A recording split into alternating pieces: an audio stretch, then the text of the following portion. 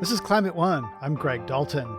The 2020 Electoral College vote was decided by roughly 44,000 voters in 3 states, but many of those voters don't know much about our climate emergency.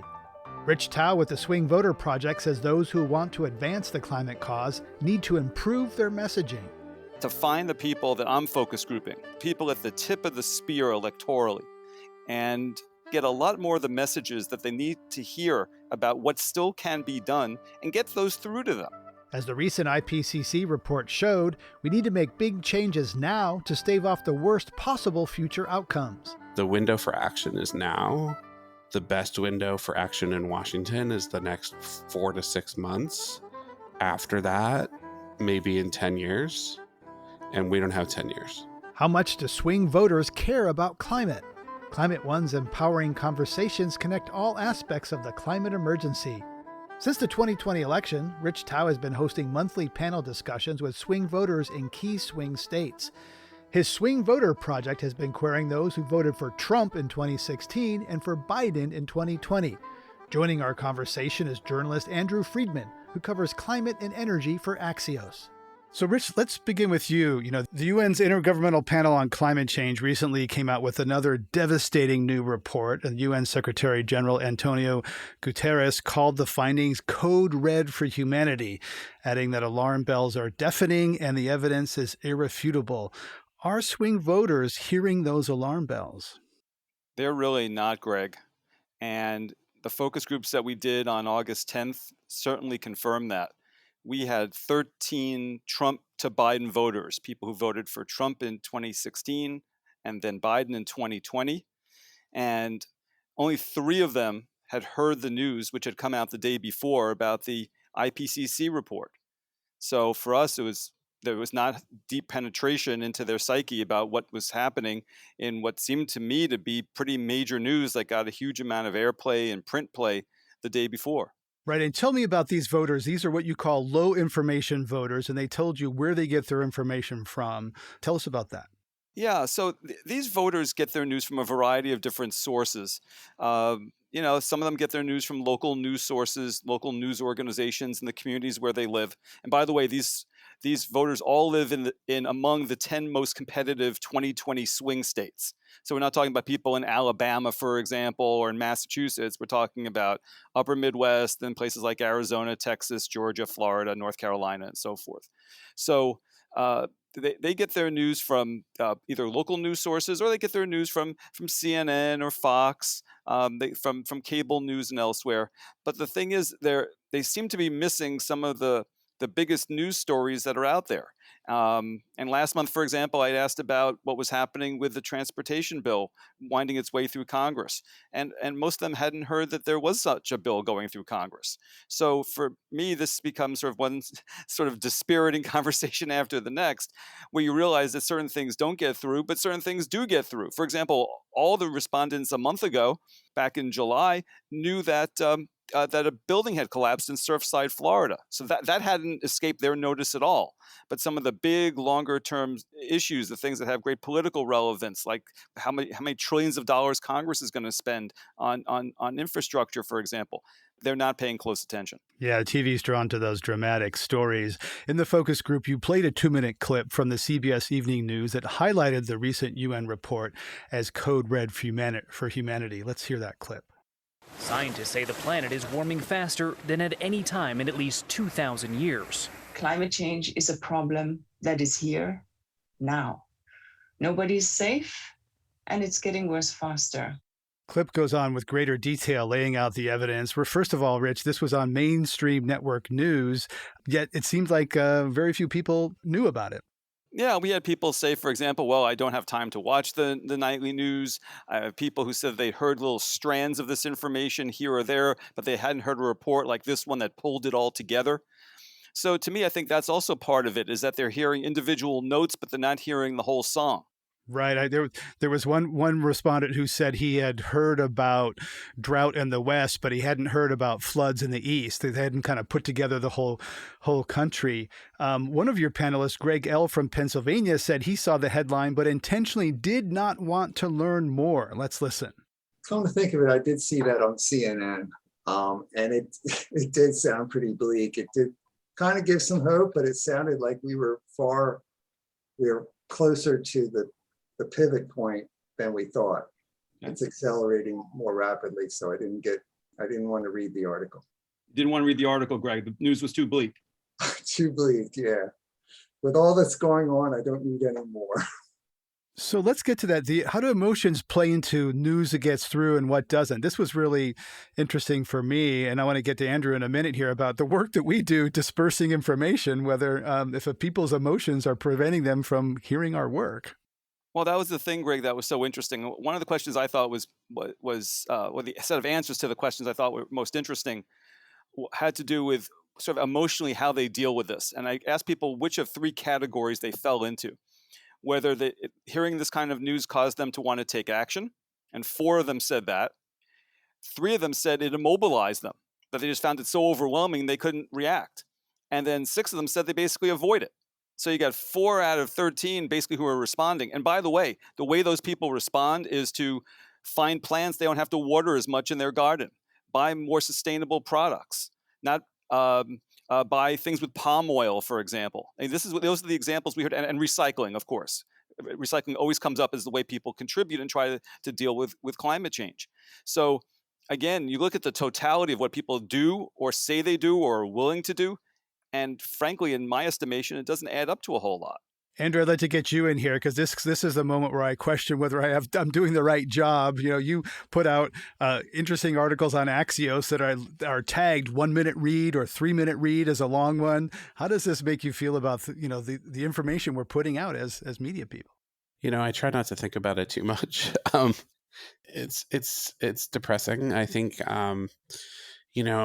we climate reporters overall, I think, are very aware of the emotional weight of this issue at this point. We feel it ourselves. I communicate with a group of climate reporters. Some of us had kids around the same time, and all of us started to think about the subject matter differently. And we could no longer talk about 2030, 2040 projections and kind of separate that in our head. Suddenly it was when my kid is 10 or 12 or whatever. And there really is an emotional weight of this. And this report came out. Every headline was, I wouldn't say alarmist in the sense that it was overly alarmist. It was matching the tenor of the science. And it was conveying what the scientists were saying, which was essentially, we have to press the brakes on this thing now, or we are in for potentially catastrophic impacts. And it actually read conservative to me. Some of the language, if you actually read the report, you could see that the scientists were kind of holding back. If they were allowed to, they would have just, used swear words during like half of that report. I'm pretty convinced. So as somebody who communicates on this issue on a daily basis, I'm acutely aware that fear and alarm is immobilizing. Now, that doesn't mean I'm not going to tell people there's a Category 5 hurricane coming towards them and it's scary. It's more that we have to think about ways to communicate this issue in ways that make people feel at least like there's something to be done or that they know how to channel their emotions. So it's not my job as a journalist to tell somebody, you need to call your congressman and you need to do this and this and this. That's not what I do. But at the same time, it isn't my job to just scare the daylights out of somebody and leave them despondent. There's somewhat of a middle ground there. And there were some headlines that were basically like, it's just too late. And when you tell people, well, it's too late to do much, everybody just throws up their hands and goes about their business. And that's not really the case. We have choices of what we want to do now. We have choices in 10 years. We have choices in 20 years. We can let this go on as long as we want. I mean, we have agency over this. Right. I think about someone who's smoked for 30 years. There's been damage done, but there can still be a lot of choices. You can get healthy and affect the future. We do have a lot of choices and more power than perhaps we realize. Rich Thau, I'm thinking about the building collapse in Florida is alarming. Why does that get through, but somehow the news that Andrew's talking about doesn't?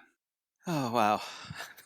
Maybe Andrew wants to take this question. Yeah, Andrew. Well, I mean, I think it plays better on TV. But isn't weather porn and droughts and fires? That's great TV. It is. And but what happens with that, what happens with weather porn is that they send a reporter out, they'll stand next to a fire zone, they'll talk about how big the fire is, and then they'll toss it back to the anchor.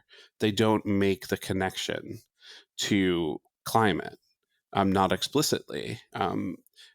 Maybe they will be more and more, but still on network evening news, watchdog groups that look at this say those connections still aren't being made. So that the weather porn aspect very much, allows it to rocket up the top story. But a building that just randomly collapses and you have surveillance video and you have people desperately searching, and the question of will other buildings do the same in the same region? I mean, that's just it's just a story that just seems more like something that's designed to capture the human imagination a little bit more than, oh my God, there's disasters all over the world and they're increasing, and Right. I think there's academics talk about agency. What can I do about it? And you could choose not to live in a waterfront condo in Florida, for example. And we have Michael Q, a swing voter from Dallas, Texas, and here's his reaction about his feeling of agency or lack of agency. Should we take federal government money and put it towards how are you going to stop a tornado? How are you going to stop a hurricane? You guys were talking about should we put federal money towards averting those disasters and avoiding them? I didn't raise my hand because I don't know how you're going to stop a tornado. I don't know how you're going to stop Katrina. I don't know how you're going to stop wildfires. I mean, just because you throw money at it, that's a natural disaster, it just happens. Rich, let's get your take on that feeling of kind of helplessness there that Michael's expressing, and how that relates to what you hear from these swing voters. Yeah, I didn't interpret that as much about helplessness, although that's clearly part of what he's saying. It was also a sense that we don't want to waste government money trying to stop something that's going to happen anyway. And there's certainly, I think, with people whose politics lean at least a little bit right, and certainly among people who are further right, there's just a sense that this is sort of a left-wing government boondoggle. If you read a George Will column about this in the Washington Post that came out on August 12th, it's the same kind of implication about this, which is that this is more about the left trying to impose their larger agenda, and they just found climate as a way to do that. So, I might be overreading what he said, but when I start hearing comments like, government spending having to do with climate and weather-related events, there's a real skepticism there, and that's been around for a long time, and I think is going to persist for a long time. And the other thing I'd say about this too, Greg, since obviously you cover climate, is I think there's a lot of false expectations about what can be done being conveyed to people. And what I mean by that is, at best, we can try to limit the increase in warming over the next several decades, which will still lead to unbelievable amounts of unpleasantness like we're seeing right now. The idea that we're going to roll it back to the way it was, the amount of carbon in the atmosphere to the way it was in 1950 or in 1850, or pick some date in the past, we're not capable and able to do that now. So the idea that the government spends all this money that these bad things are going to stop, or they're going to happen significantly less often than they're happening now, is not something that people, I think, should be told can happen. It's going to set a lot of false expectations. And because of that, and the thing, and my concern about this is that when people see that trillions of dollars are being proposed to be spent to sort of fight global warming, and they don't see an impact in their day-to-day lives or the change in the way the world is functioning, they're going to be even more cynical about what happened and why it was pushed upon them. So I'm not saying that we shouldn't deal with it. I think it's clearly a huge, huge crisis. It's a massive problem. We have all these things we have to deal with. I think about it all the time. But I think we have to be very careful in terms of our communication about what's reasonable in terms of what we can do, and then what's reasonable about what the outcome would be of the things that we can do. Because managing expectations is critically important. Andrew Freedman, do you think our ability to affect the climate is being oversold? Yes and no. I think that we have the ability to significantly affect the course of things beyond the next couple of decades. So, the IPCC report actually goes into some detail on where outcomes start to diverge. So, if you bring emissions down on a very aggressive basis, what year do you start seeing that in global average temperatures, in heat waves, in sea level rise, that sort of thing? And there's some things that they call essentially irreversible on human timescales, which is sea level rise, mainly. Once you start a Greenland ice sheet melting, kind of hard to turn it off. But it's not that hard to stop the escalation of heat waves, for example. If you look at 2040, 2050 timeframe, and you're talking about, your hottest heat wave now. So a Pacific Northwest heat wave that they had in June, which may have killed upwards of 600 people, it's turned out. Whether that's going to occur once every 5 years or whether that's going to occur once every 30 years. And that makes a very big difference. But there are people out there like Bill Gates and some other like techno optimists who are basically saying, we need to invent our way out of this and invent things that can suck carbon out of the air and essentially do what Rich said we can't do, which is kind of turn the clock back to the amount of carbon that was in the atmosphere decades ago. And in theory, if you invent synthetic trees that are effective enough and other things, you could do that eventually. But I think it's a risk management problem. And I think that the way the Biden administration is selling it is as a jobs program. The way that most climate communicators look at it and climate reporters is that it's a risk management issue. And it's not an issue of like, how are you going to stop a hurricane? Well, we can't. But what we can do is potentially better prepare our coastlines for the sea level rise we're going to see, better prepare for storms that might be coming, and try to forestall the worst of the worst. I talked to the climate minister from a small island country yesterday, and this is an existential issue for some people. To him, the difference between 2 foot to 3.5 foot sea level rise is the difference between a country and no country.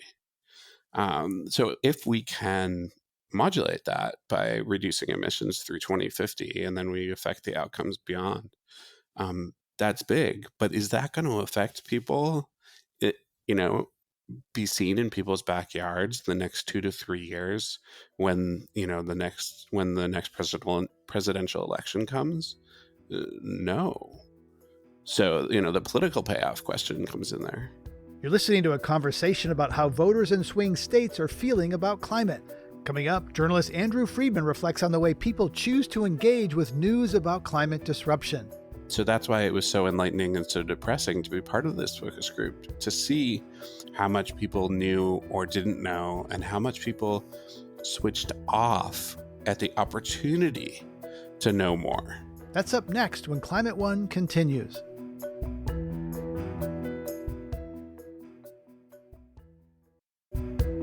We're talking with Rich Thau of the Swing Voter Project and Axios climate reporter Andrew Freedman about the climate views of swing voters during the lull between election cycles. Last fall, Joe Biden beat Donald Trump by 7 million in the popular vote, but the Electoral College was determined by 44,000 people in Georgia, Arizona, and Wisconsin. I asked Rich Thau to explain the insights his Swing Voter Project has offered about the people that play this outsized role in our national politics. These are the folks we're talking to every month, the people in those states and the other 7 states that were close in the last election. And every month we try to find out where they stand on leading issues. And what I can tell you about them is that They pay close attention to some things, as we talked about. They pay much less attention to other things. They soured on Donald Trump, having voted for him at various points in the last 4.5 years. Some soured on him very early. Some waited until the pandemic to sour on him. But they all had their reasons. And many of them voted for Joe Biden because they just wanted to see things calm down in the country. When I asked them what emotion they feel when they see Biden on TV, it's calm, it's reassured. That's what a number of them say, that the emotion they feel, and they really don't want Trump back. They don't have much use for him. This month, for the first time since I started asking the question in January, I asked them, how many of you regret having voted for Biden? And out of the 13, 2 told me they regretted it and that they would take Trump back if Trump were running against Biden again. But almost every month, it's unanimous or just one person dissenting that they would stick with Biden and not vote for Trump again. Andrew, you write the Daily Axios Generate along with Ben Geeman. You noted recently, quote, the Biden White House is viewing rising gasoline prices as a source of potential political peril, to the point where they're encouraging OPEC Plus to pump more oil, even though that's at odds with their climate policy. There was a very awkward moment where White House Press Secretary Jen Psaki was trying to square that and say that we need more oil while we're trying to get off of it. So at the same time, that's, we're hearing from Rich that this, people don't think that much about this. What's going on with the politics of that? The politics of that issue is really fascinating, because really what they're worried about is inflation, and they're seeing the Republican argument on the economy start to stick in congressional districts. And they're seeing swing district Democrats realize what the polling is and what they're facing. And one very important Democrat recently decided to bow out of their race in Wisconsin. And on the gas price issue, it's fascinating because they're out there talking about, getting to 50% EV target by 2030, getting net zero emissions by 2050. We're going to the Glasgow summit, and they're trying to show progress by passing both of these infrastructure packages. But at the same time, they recognize that the one price that people encounter on a daily basis is the price of gas. So they see it going up, and they often blame the occupant of the office, whoever it is, even though the US president has almost nothing that they can do about the price of gas. So, I mean, the one thing they can do is release everything in the SPRO, in the Strategic Petroleum Reserve, which is ridiculously pronounced SPRO. It's you had Trump, who eventually negotiated by getting on the phone with the Saudi king. And you have Biden, who recently had his national security advisor issue a kind of a broadside memo saying, what OPEC Plus has agreed to is just not enough. And they're worried that it threatens the economic recovery. So they're looking at the Delta strain, they're looking at inflation, and they're looking at gas prices, and they're saying, okay, whoa. Yeah, and those of us with a political memory recall the hot summer of, I think, 2009, where gas was approaching $5, and that's was partly what fueled the Tea Party. So there's some real pain or trauma for some who remember how painful gas prices can be. But Rich, your panelists unanimously say they don't vote according to gas prices. Yeah, well, that's interesting, because we did hear that the other night when we did these focus groups. But I specifically asked them about how much gas prices specifically affect their voting behavior. Whether they would vote somebody out of office because gas prices have gone up, or they would reward somebody with re-election if gas prices went down. And they all looked at me like I was crazy and said no. But I will tell you, in prior months, people have told me they're concerned about inflation generally. So you have to think about, to Andrew's point, this is part of a larger narrative. It's not just the cost of one product, it's the cost of that and everything else. I mean, if gas prices go up and everything else goes down, yeah, not a big concern. But if it's gas and milk and rent, and you go down the list of things that people spend a lot of money on, you're talking about a real problem there. I'd like to play another clip of a question from Rich Thau during the focus group, and an answer that stood out to me in light of the recent $1 trillion infrastructure deal. So assuming there is new government funding for transportation as a result of legislation currently working its way through Congress, how should the money be divided between roads and public transit? And by that, I mean public transit being things like subways and railroads. You think it should be divided 50-50 between roads and transit? Or do you think it should be skewed in one direction or the other? How many of you think it should be 50-50? None of you. I'll say. So all 7 of you are telling me that the money should go more toward roads than to transit. Okay? Akeem, why should it go to roads? Wow. This is actually something that I've never had to ponder. I just think of roads being more freedom, more you doing what you want to do. Like you don't have to pay a fee this way or that way, as opposed to transit, that comes with the cost. That was Akeem B. from Pennsylvania. Andrew Freedman, what do you hear when you hear Akeem talking about roads and transit in that way? I hear somebody probably living somewhere that doesn't have an extensive public transportation network, which is many places in the United States. I live just outside DC, and normally I would be taking the metro everywhere. But because of the pandemic, I think I've taken the metro maybe 4 or 5 times, double masked places, just because like the perception of risk, which is itself a whole field of study. So I think people are even more hesitant right now to say, oh, we should pour money into public transit, because they can't even imagine themselves getting into a compartment with one other unfamiliar person, let alone, 25 people on a train.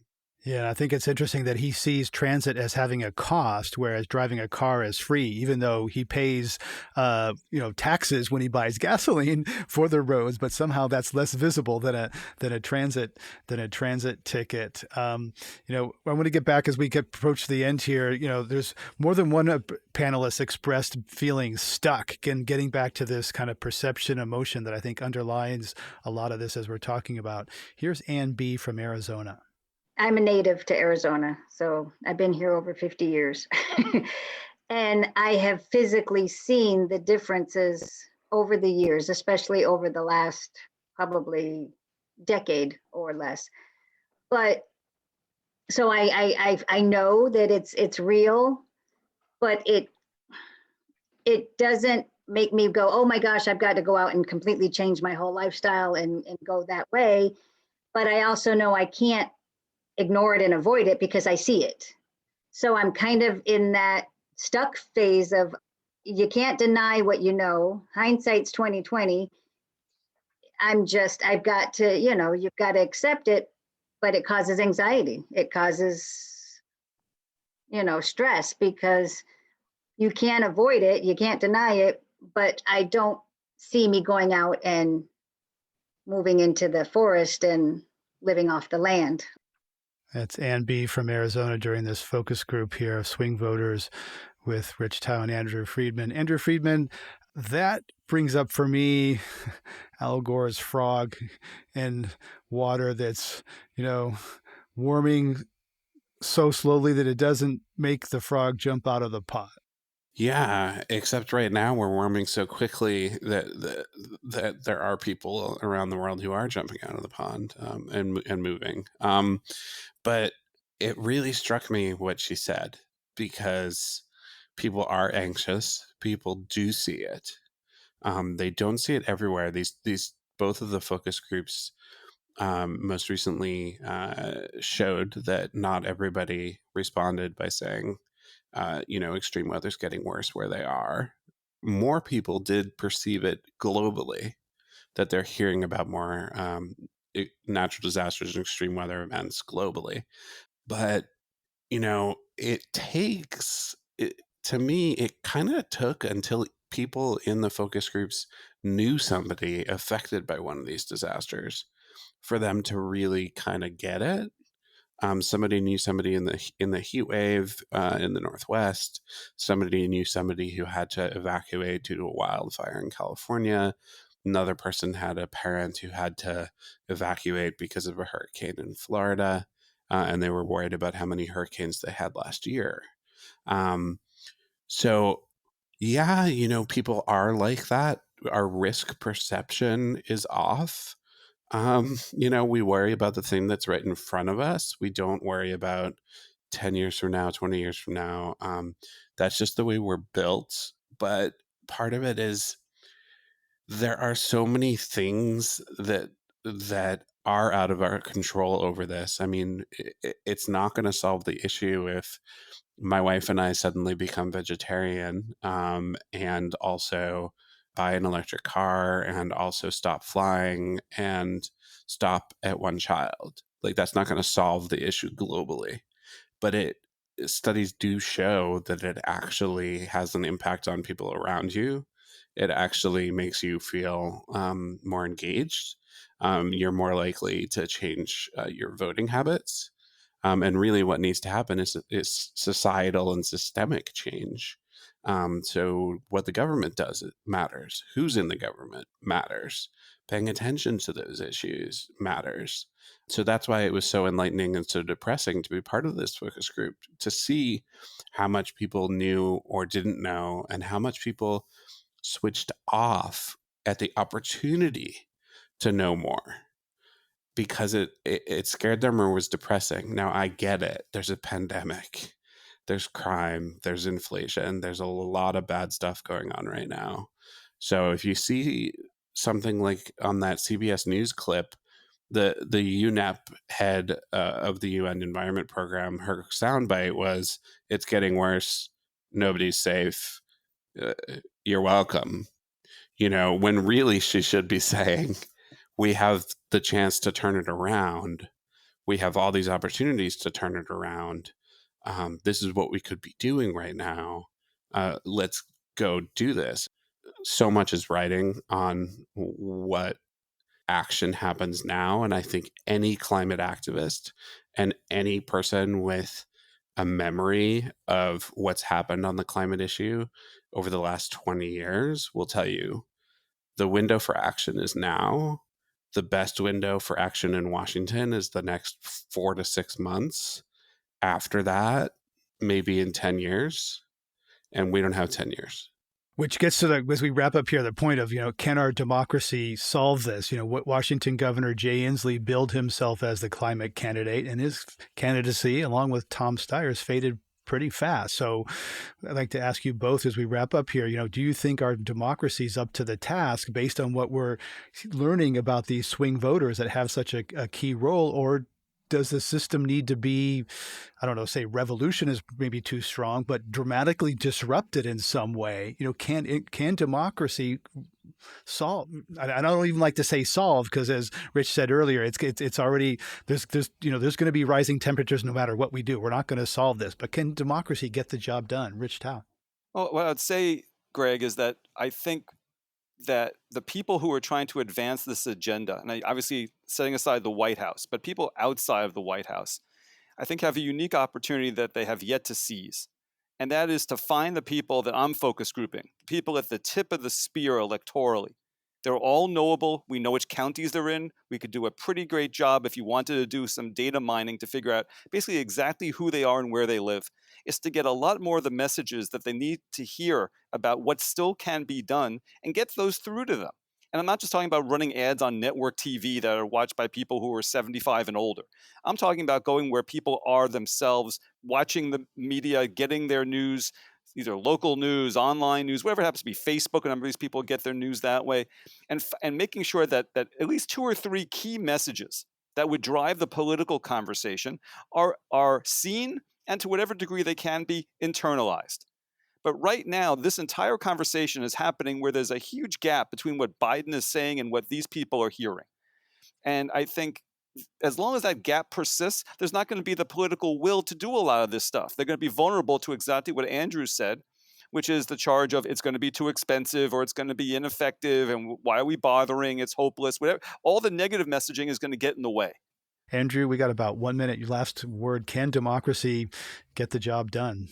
I mean, there's all these questions about the future of American democracy right now and how stable we really are. I think, yes, I agree with Rich. I think that these focus groups really showed when you ask the question, what does Biden want to do on climate change? Maybe one person has a fuzzy description in each focus group. Does Biden support or oppose the Green New Deal?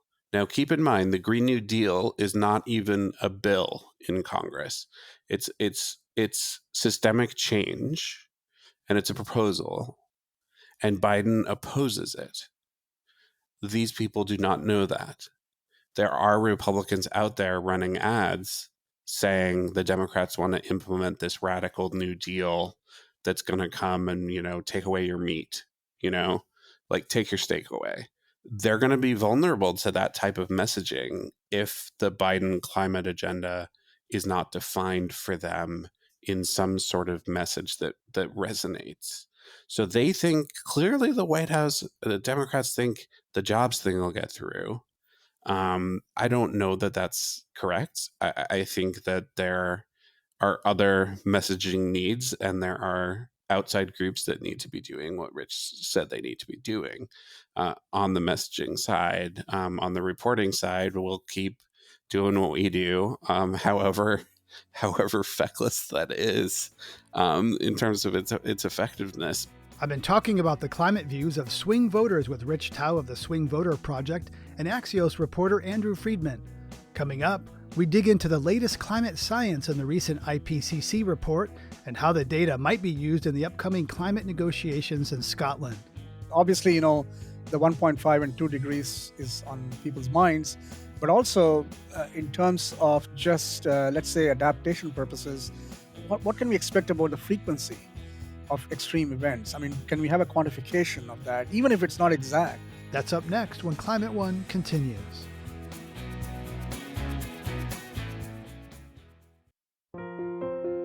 In early August, the Intergovernmental Panel on Climate Change released a report unequivocally connecting global warming and extreme weather to human-driven greenhouse gas emissions, and warning of much more dramatic climate futures if we don't change course soon.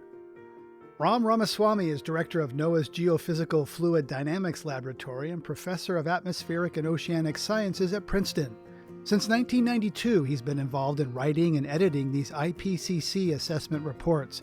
He's a review editor of the most recent report. About a decade ago, Bill McKibben wrote an article in Rolling Stone titled Global Warming's Terrifying New Math that earned a lot of attention and introduced the concept of a carbon budget into the national conversation. I asked Ramaswamy what scientists know now about how much carbon can be safely put into the sky and how close we are to that limit. Coming, a decade later, we certainly know a lot more about both the energy part of the story, how much is going out, how much is not going out, and where is it going, where is the excess energy going. We also know about the carbon budgets more, in terms of not only how much there is in the atmosphere, which of course is available from direct measurements, but also some increased knowledge of the efficiency of the sinks in both the land and ocean. How much carbon can they soak up given the increased emissions? And are they going to be as efficient in the future as they have been in the past? So we know much more about that. There still are knowledge gaps, of course, but the knowledge is getting onto more firmer footing than it was a decade ago, and is telling us really about how much more emissions, if they do occur, is going to result in how much more carbon dioxide in the atmosphere.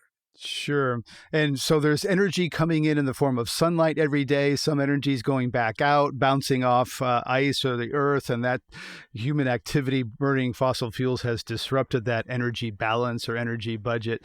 How are clouds changing due to global warming? And how does that amplifying human caused warming? Because clouds are a big part of this new report. Absolutely. Clouds are have been one of the biggest uncertainties because of theoretical gaps, lack of observations, and changes in clouds is kind of the most important aspect that we are chasing. There are now different kinds of clouds. There are low cloud, which tend to be mostly water. Then there are high clouds, which tend to be mostly ice, and then there's in between clouds, which are mixed phase.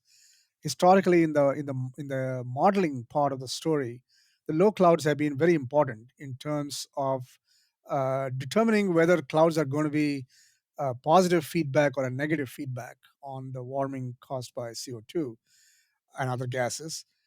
And we have been wrestling with that for now quite a few years, I mean, more than a decade, about what is the role of the low clouds.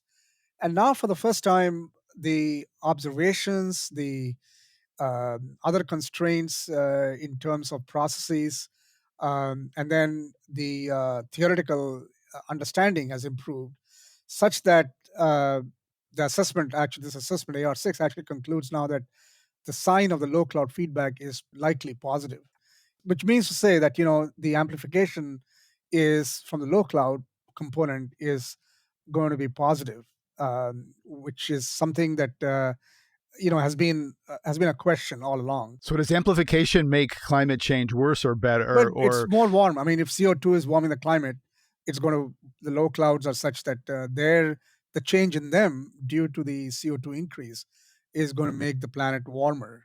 One of the questions I've heard from other scientists over the years is about the sensitivity of the climate system, basically how hard we can push on this system, how much we can jam into it, and how quickly it will disrupt, and potentially how quickly it would correct if we reduce greenhouse gas emissions. There was some positive news a while back which said, hey, we think actually if we stop burning this stuff, it could kind of return to balance quicker than we might have thought. What do we know about the sensitivity of the system? We actually now have a better grounding for establishing the limits of the sensitivity.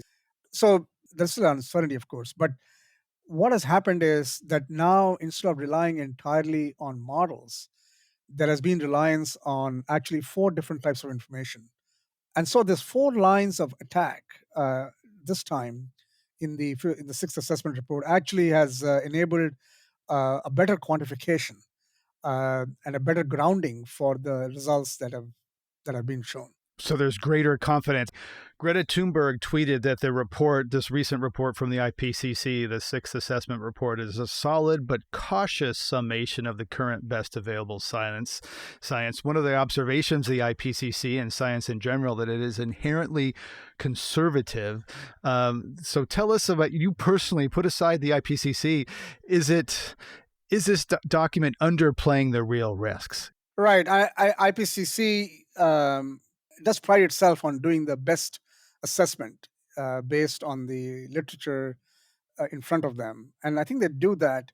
One of the things I would point to in this assessment, which I think has taken it further in terms of, shall I say, a little bit of boldness, but with confidence, is the projection of the regional climates, especially extremes.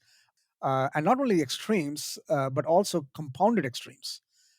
So, for example, excess precipitation followed by floods, heat waves followed by air quality degradation, fires and atmospheric composition. I think these kind of things have been articulated with both evidence from the past as well as modeling, and especially high resolution models, which can then get into regional space.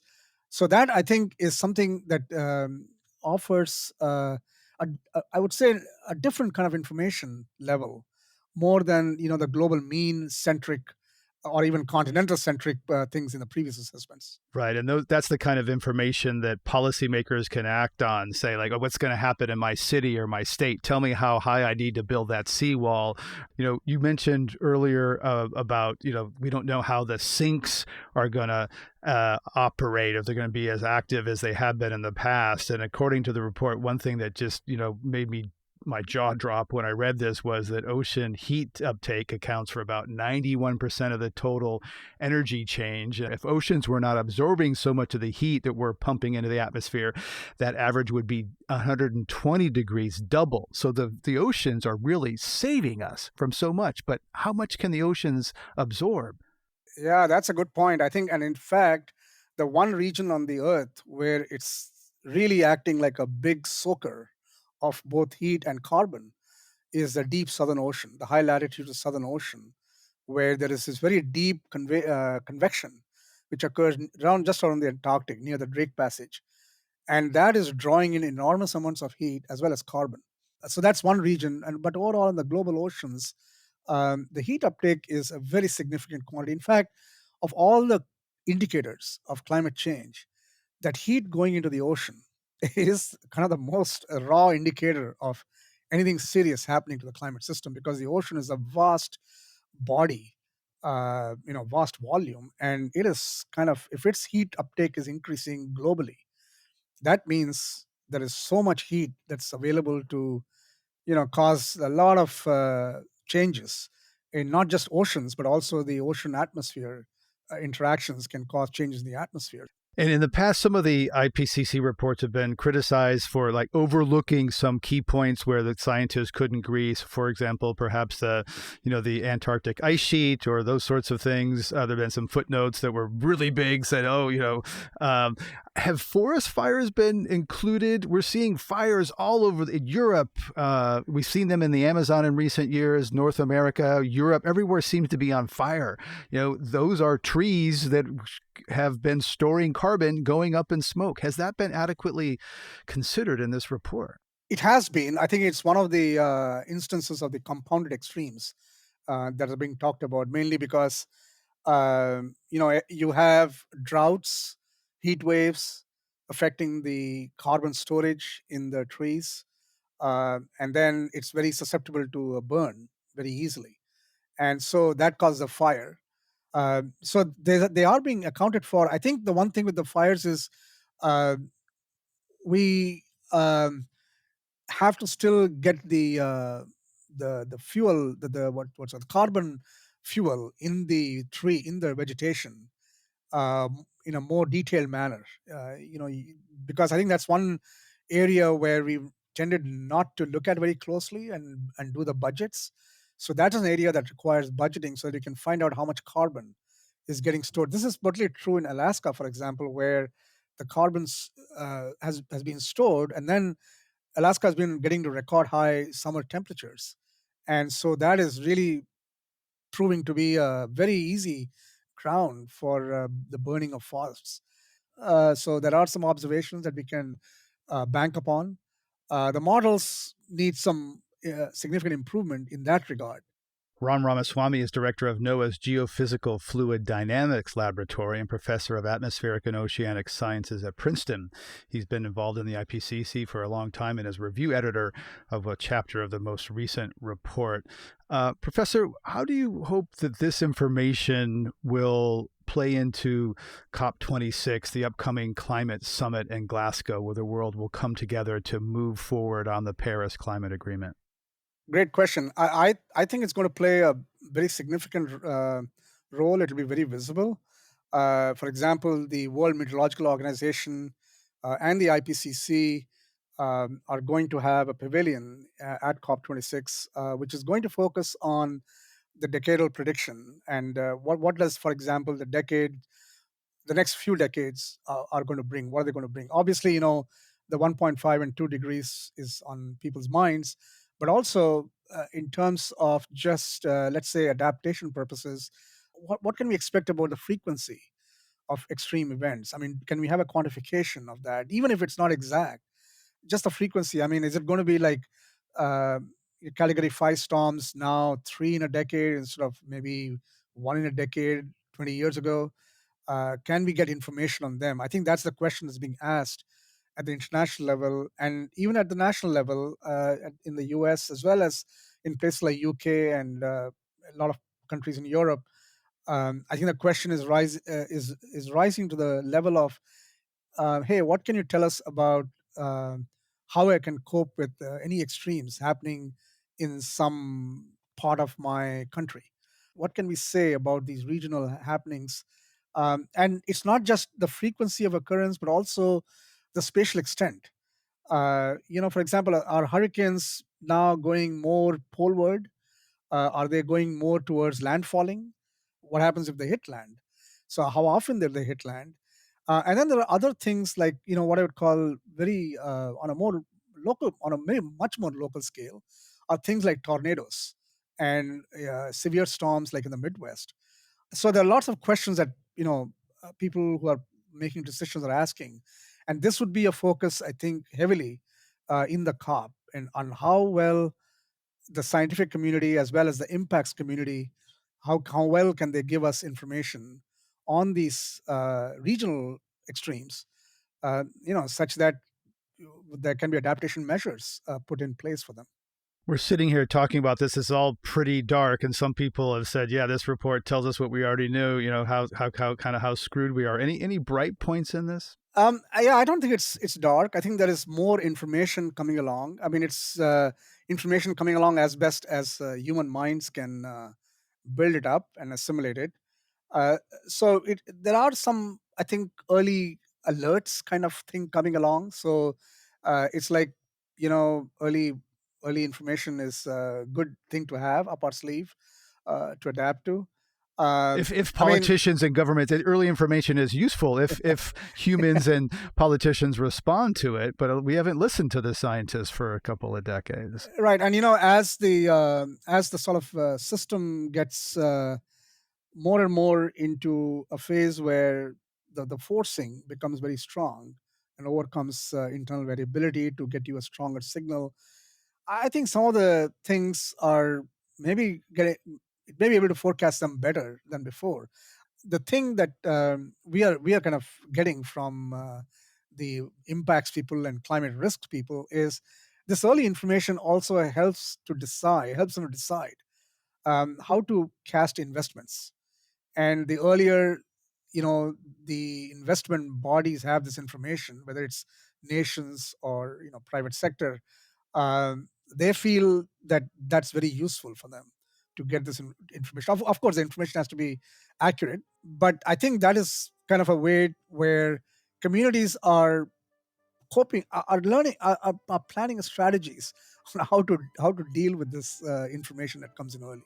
Professor Ramaswamy, thank you for sharing your insights on the new science, on the latest science with our Climate One audience. Thank you, Greg, and thanks to Climate One. On this Climate One, we've been talking about the latest IPCC report and the climate views of swing voters. To hear more Climate One conversations, subscribe to our podcast on Apple, Spotify, or wherever you get your pods. Talking about climate can be awkward or depressing or difficult. Please help us get people talking more about climate by giving us a rating or review. It really does help advance and open up the climate conversation. Brad Marshland is our senior producer. Ariana Brocious is our producer and audio editor. Our audio engineer is Arnav Gupta. Our team also includes Steve Fox, Kelly Pennington, and Tyler Reed. Gloria Duffy is CEO of the Commonwealth Club of California, the nonprofit and nonpartisan forum where our program originates. I'm Greg Dalton.